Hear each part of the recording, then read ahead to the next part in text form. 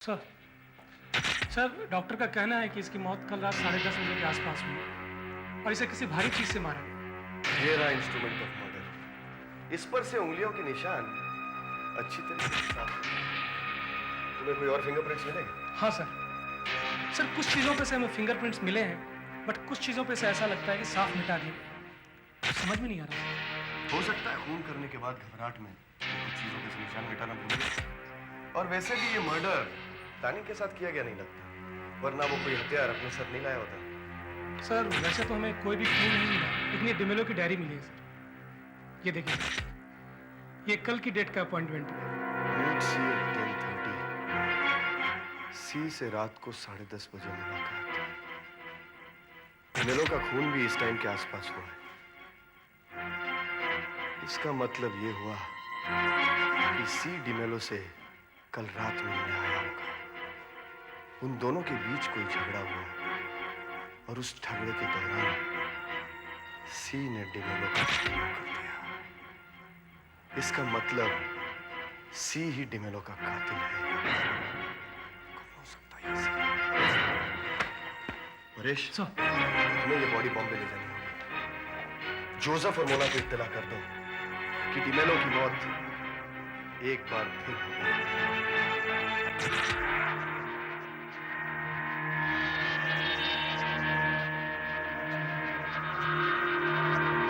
Mrs Mona, लगता है आपकी पति की मौत का आपको ज्यादा दुख नहीं हुआ?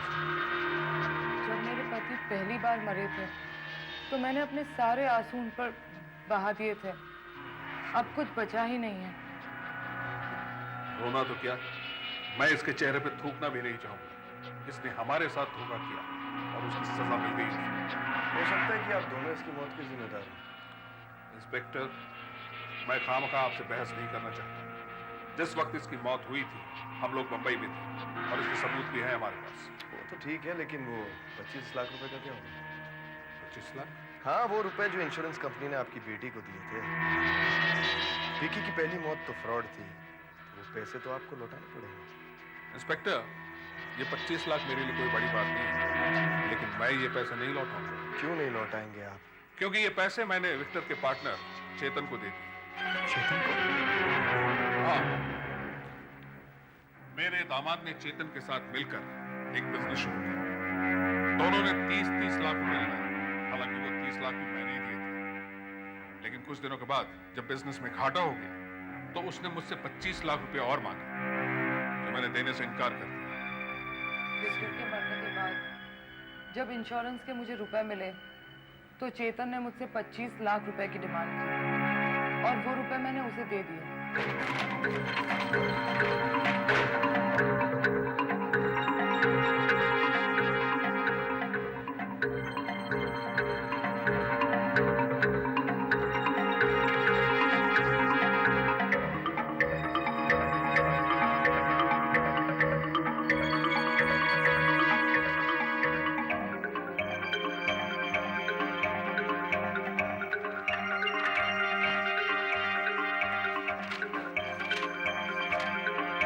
सर ये देखिए सर।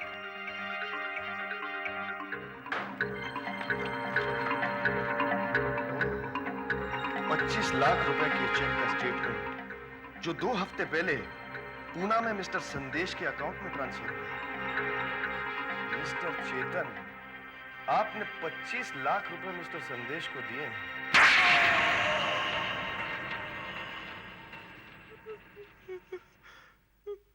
इंस्पेक्टर साहब, मैं आपको सब कुछ बताने के लिए तैयार हूं। हाँ, अब आया रास्ते पे। जल्दी जल्दी बताओ, मुझे सच्चाई चाहिए। तुम्हारा बिजनेस अच्छा खासा चल रहा था, फिर तुमने मोना और जोसेफ को झूठ क्यों कहा कि तुम नुकसान में जा रहे हो? चाहता था देखो मिस्टर चेतन, तुम शुरू से जानते थे कि डिमेलो जिंदा है, राइट? लेकिन ये बात तुमने मुझसे छुपाई। इसका मतलब है हरी का खून करने में तुम भी शामिल थे। और इतना ही नहीं, इंश्योरेंस कंपनी के साथ फ्रॉड करने में भी तुमने डिमेलो का पूरा पूरा हाथ बताया। ये सब गलत है। ये सही है। वो सी जो उस रात डिमेलो से 10:30 बजे मिलने वाला था, वो कौन है? वो सी तुम ही हो, सी वो चेतन।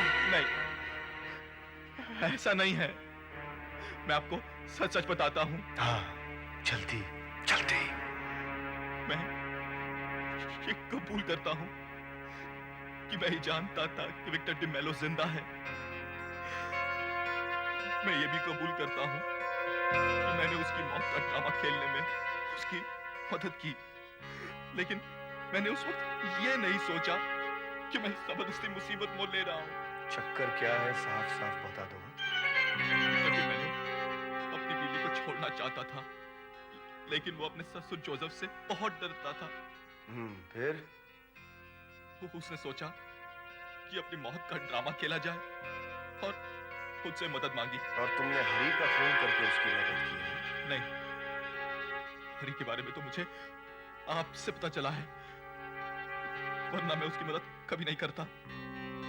डिमेलो ने तो मुझसे कहा था कि वो एक ऐसे आदमी को जानता है जो हॉस्पिटल में चीर फाड़ के लिए मुर्दे सप्लाई करता है, और उसी आदमी ने उसके लिए एक ऐसा मुर्दा शरीर ढूंढ लिया था जिसकी बनावट बिल्कुल उसके शरीर की जैसी थी। तो इसका मतलब ये हुआ कि इस ड्रामे में तुम्हारा रोल ये था कि तुम उस शरीर को डिमेलो का शरीर साबित करो, राइट? हाँ, फिर मैं उसे पूना ले गया, जहां मैंने उसकी पहचान सबसे संदेश के नाम से करवा दी। उसके नकली पेपर बनवाए और राशन कार्ड बनवा दिया। और इंश्योरेंस के 25 लाख रुपए मोना से लेकर तुमने उसी को दे दिए? हाँ, उसने मोना से पहले कह दिया था कि उसने मुझे 25 लाख रुपए देने हैं। जब इंश्योरेंस के पैसे मिले तो मैंने मोना से मांगे, उसने मुझे दिया और मैंने डिमेलो को दे दिए। सच सच बता दो कि ये सी कौन है जो उस रात 10:30 बजे डिमेलो को मिलने वाला था? मुझे नहीं पता। सीधी तरह बता दो, वरना बताता हूं। वो एक लड़की है जो हमारे पूना वाले ब्रांच में काम करती है। उसका नाम है चारुलता।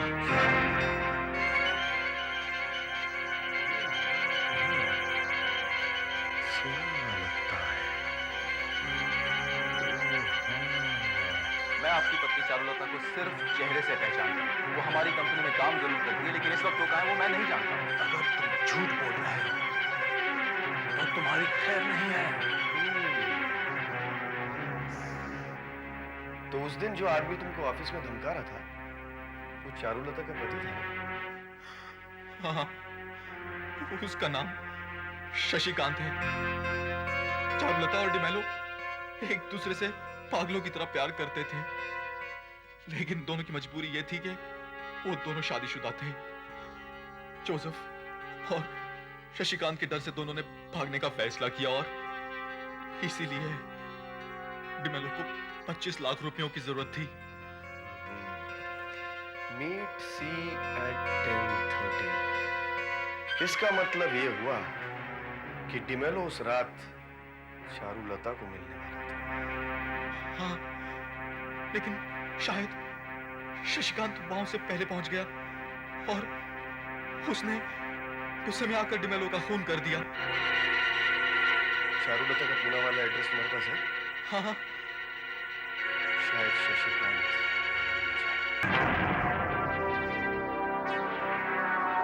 आइए आइए इंस्पेक्टर साहब, आपका इंतजार था। इसका मतलब आप अपना जुर्म कबूल करते हैं? जी हाँ, मैंने ही उस कमीने को मारा है। उसने मेरी चारू को मुझसे छीन लिया, मैंने उसे खत्म कर दिया। जब से चारू ने मुझे धोखा दिया है, मेरे जीने की तमन्ना नहीं रही इंस्पेक्टर साहब। लेकिन ये सब हुआ कैसे? मैं शराब बहुत पीता हूं और गुस्से का बहुत तेज आदमी हूं। जब मुझे चारू की बेवफाई का पता चला तो मेरा खून खौल उठा। आपको पता कैसे चला? चारू करीब 1 हफ्ते से घर से गायब थी। मैं उसकी तलाश में परेशान था। कल रात 8 बजे एक औरत का फोन आया। हेलो, क्या आप अपने बीवी का पता मालूम करना पसंद करेंगे? हाँ, कौन हो तुम? मेरा छोड़िए, आपकी बीवी का नाम चारुलता है ना? हाँ, कहाँ है वो? ठीक तो है? हाँ, ऐश कर रही है, किसी मर्द के साथ भागने वाली है। क्या पत्नी हो? उस आदमी का नाम संदेश है। दोनों कल सुबह बैंगलोर जा रहे हैं। एलबी रोड पर स्वस्तिक ट्रैवल्स में आप चेक कर सकते हैं। ये सब कैसे पता? मुझको और भी बहुत कुछ पता है। आज रात 10:30 बजे गिरनार अपार्टमेंट्स में संदेश से मिलने वाली है। अगर मेरा विश्वास नहीं है तो जाकर चेक कर लीजिए।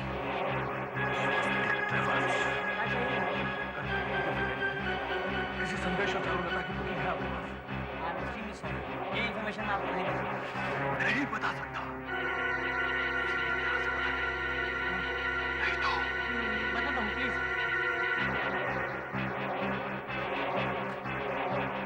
मिस्टर संदेश, मिस चारुलता, बैंगलोर।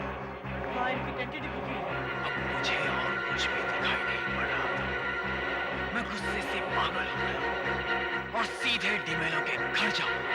तुम यहाँ क्या चाहिए तुम्हें? तुझे तो किसी और का इंतजार था ना? चारुलता कहाँ है? चारुलता? हाँ, चारुलता। कौन चारुलता? कौन चारुलता? मैं किसी तू चारुलता को नहीं किसी जानता। चारुलता को नहीं जानता? देखो, देखो, हरामजादे, तू क्या समझता था कि तू मेरी बीवी को बैंगलोर भगा कर ले जाएगा नहीं, मैंने और मैं चुपचाप बैठा देखता रहूंगा? ये क्या कर रहे हैं आप? देखो, देखो, दूर रहो। आप क्या कर रहे हैं? मेरे को समझ नहीं आ रहा। देखो, तेरी समझ में नहीं आ रहा? देखो, हाँ? मैं समझाता हूँ कि मैं क्या कर रहा हूँ।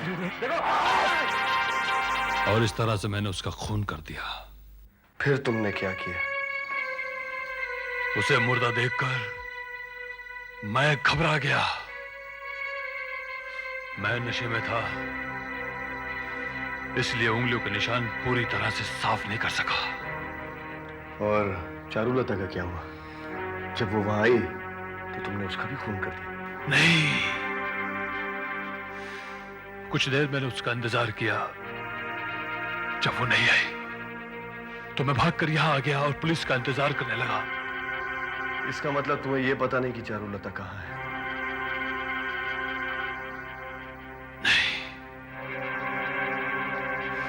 काश मुझे पता होता,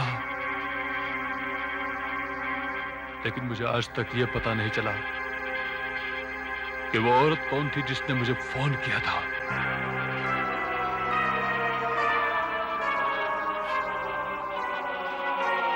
क्या आप मुझ पे इल्जाम लगा रहे हैं? जी हाँ, आप ही वो औरत है जिसने शशिकांत को फोन किया और चारुलता और डिमेलो के बारे में सब कुछ बताया। What nonsense! किसी तरह से आपको पता चल गया था कि डिमेलो और चारुलता पूना में रात को 10:30 बजे मिलने वाले हैं। आपको तो बदला लेना ही था, इसलिए आपने शशिकांत को फोन कर दिया। मैंने कोई फोन वोन नहीं किया। मोना मेम साहब, जब भी आप कोई गुमनाम फोन करें ना, तो जरा सोच लें कि आप अकलाती हैं। मैं टेलीफोन कंपनी से आपके घर से की हुई सारी फोन की लिस्ट ले लूंगा, और अगर कोई एसटीडी कॉल शशिकांत को पूना में किया गया हो ना, तो मोना मेम साहब आपकी तो छुट्टी। मगर कैसे? डिमेलो ने तुम्हें डेड बॉडी के बारे में झूठ बोला था। एक्चुअली उसने हरी को धोखे से मार डाला था, क्योंकि हरी उसके दिल डॉल का था। फिर उसने हरी के चेहरे को तेजाब से जलाकर अपनी झूठी मौत साबित कर दी। फिर वो संदेश बनकर पूना चला गया, इंश्योरेंस के 25 लाख रुपए लेकर, जो कि मैंने उसे दिए। चारुलता के साथ वो एक नई जिंदगी बिताने के लिए एकदम तैयार था। लेकिन अचानक वहां शशिकांत पहुंच गया और उसने डिमेलो का खून कर दिया। लेकिन शशिकांत को कैसे मालूम हुआ? बस यही एक गलती मुझसे हो गई। मैंने मोना को बता दिया था कि डिमेलो पूना में छुपा हुआ है संदेश बनकर। बस वो समझ गई कि वो चारुलता के साथ भागा है।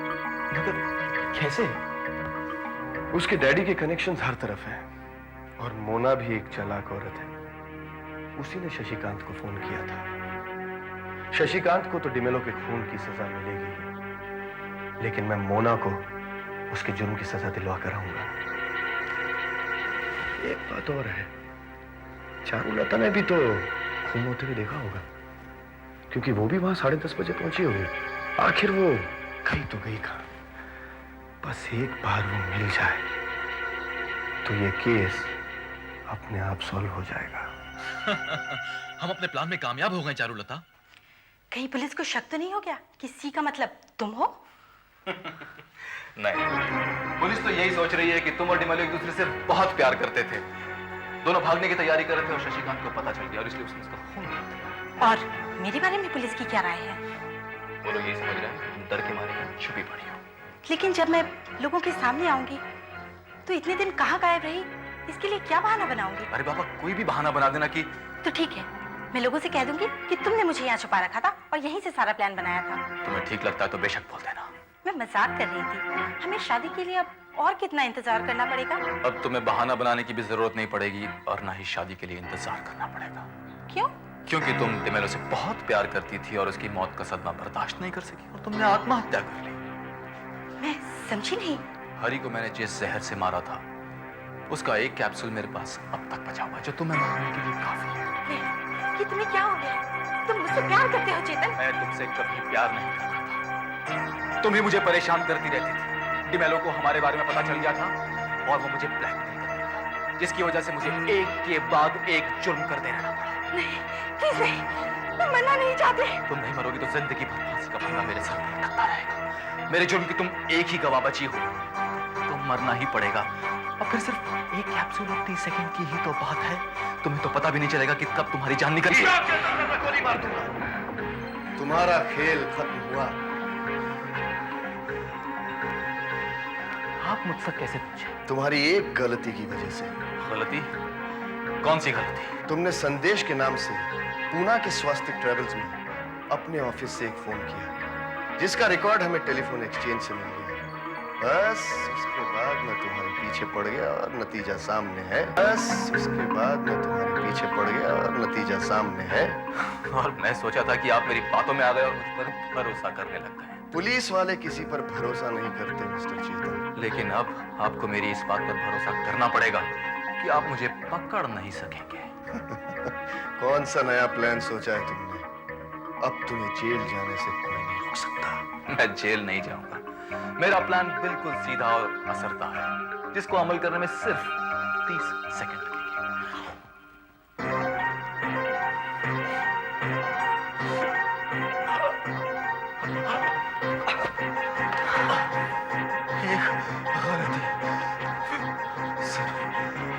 एक गलती और सारा